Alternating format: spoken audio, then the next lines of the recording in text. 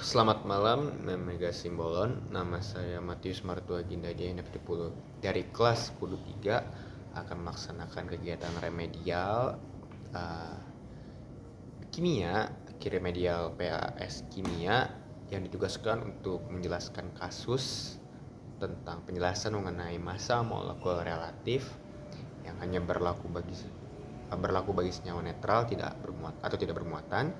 Lalu bagaimana dengan perhitungan massa senyawa ionik yang apakah berbeda dengan senyawa molekuler. Jadi pertama, untuk menjawab kasus ini kita harus mendefinisikan massa molekul relatif.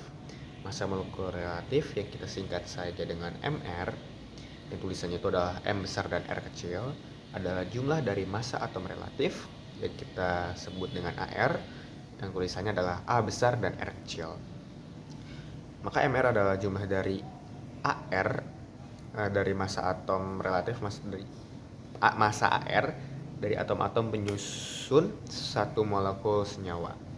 Lalu kita harus tahu juga senyawa ionik adalah senyawa yang terdiri dari ion-ion yang tersusun dalam kisi-kisi kristal raksasa. Lalu untuk contoh perhitungannya kita akan ambil dari dua senyawa ionik, yaitu NaCl dan K2SO4. Pertama kita akan menghitung kita akan mencoba perhitungan dari NaCl, yang dimana AR dari Na adalah 23 dan AR dari Cl adalah 35,5, yang sehingga menghasilkan 58,5.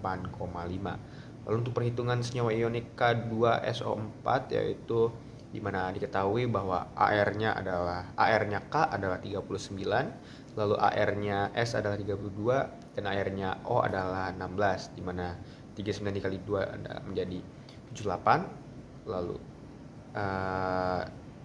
S-nya tetap menjadi 32 dan O4-nya adalah 16 dikali 4 yaitu 64, sehingga menghasilkan MR sejumlah 174.